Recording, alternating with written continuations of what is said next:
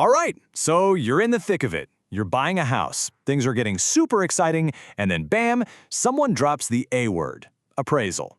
What in the world is that, and why is everyone making such a big deal about it? Well, let's break down what is seriously one of the most important steps on your way to getting those keys. So just think about it for a second. You found the house, right? Your dream home. You and the seller shake hands on a price. Let's say it's $500,000. But here's the thing. It's not really your money on the line, is it? Not most of it anyway. It's the bank's. So the bank needs to know for sure that this house they're about to lend you a huge chunk of change for is actually worth that much. How do they do that? How do they protect their investment? Yep, you guessed it. They get that peace of mind with a home appraisal. So what is it? Simply put, it's an unbiased professional opinion on what that home is really worth, and it's done by a licensed pro who knows what they're doing. Now, this isn't just some piece of paperwork to check off a list. Oh no. It is an absolutely critical piece of this whole financial puzzle, and it's not just protecting the lender, as you're about to see. It's protecting you too. So, you're probably wondering, how did these appraisers actually figure it out? Is it some kind of magic? Well, kind of. They have a few different methods they can use, a few tools in their toolbox, if you will. But for the vast majority of homes, the kind of place you or I would be looking to buy, there's one main method they almost always turn to. And that method is called the sales comparison approach. The best way to think about it? It's basically like looking up the Blue Book value, but for a house. I mean, think about it. If you were going to buy a used car, what's the first thing you'd do? You'd go online and see what other similar cars have sold for recently, right? Well, that's exactly what an appraiser does. Same concept, just with bedrooms and bathrooms instead of miles and engine size. Okay, so here's how they put it into practice. An appraiser goes out and finds a handful of recently sold homes in the same neighborhood. These are called comparables, or comps for short. They're trying to get as close to an apples-to-apples comparison as possible. Let's say your place has 3 beds and 2 baths. They find a comp that's almost identical, but only has 1.5 baths. Well, they'll adjust the value of that comp up a bit. Then maybe they find another one that's a little bigger and has an extra bedroom, but it's a total fixer-upper. They'll adjust the value of that one down.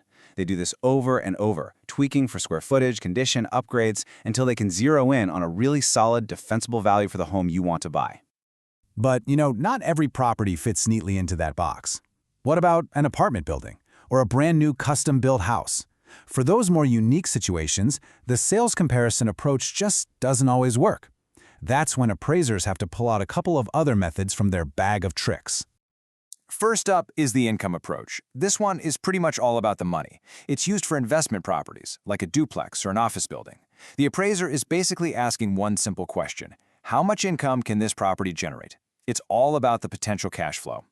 Then you've got the cost approach. This is for those really unique properties where finding comps is next to impossible. Think about a brand new custom home, or even a church or a school. What do you compare that to? You can't, really. So with this method, the appraiser asks a totally different question. What would it cost to buy this exact piece of land and build this exact building from scratch today? See? 2 very different approaches for 2 very different kinds of properties. Okay, so we've talked about the how, but none of this works. The entire system falls apart without one absolutely crucial principle at its core.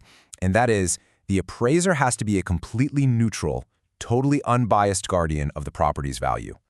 Think of them like a referee in a sports game. They aren't rooting for the buyer. They're not on the seller's team. They don't even technically work for the lender who hired them. Their only loyalty is to the facts. Their entire job is to find the objective, data-driven truth about what that property is worth, completely free from any and all outside pressure. And to make sure it stays that way, there are some really strict rules in place. They're called the Appraiser Independence Requirements, or AIR for short. And these aren't just suggestions. They explicitly forbid anyone from trying to influence the appraiser. You can't tell them, hey, I really need this house to come in at $500K. You can't offer them a little extra cash for a favorable number, and you definitely can't fire them or take them off your list just because you didn't like the value they came up with.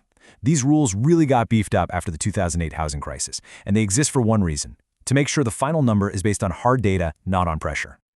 Okay, so that's the theory, but how does this all play out in the real world, with the actual loan you're trying to get? Well, it turns out that different types of loans can have their own special little quirks when it comes to appraisals. This is especially true for government-backed loans. For example, if you're getting an FHA loan, you can't just use any appraiser. It has to be someone specifically approved by the FHA. They also have some really strict rules about property flipping to watch out for. And if you're a veteran using a VA loan, the process is a little different too. The appraisal results in something called a Certificate of Reasonable Value, or CRV. You can just think of the CRV as the VA's official seal of approval on the home's value. It sets the absolute maximum loan amount they're willing to back. It's really an extra layer of protection for everyone involved. And really, that brings us to what I think is the single most important thing to remember from all of this. It can be really easy to think of the appraisal as just, another hurdle, another box the lender makes you check. But it's so much more than that. The appraisal is actually your financial bodyguard in this whole deal. Seriously, it protects you in two major ways. First, it gives you that independent third-party confirmation that the price you've agreed to pay is actually fair in the current market. And second, and this is huge, it stops you from getting a loan that's bigger than what the house is actually worth. It prevents you from being underwater on your mortgage from the very first day you own the home. It's a critical reality check. Which, of course, leads us to one last, very important question. The whole point of this process is to find the true value of the home. But what happens when that value comes in lower than the price you offered? What do you do when there's an appraisal gap? That's a situation that can change absolutely everything about the deal. It's a real cliffhanger, and it's a scenario that every single home buyer needs to be ready for.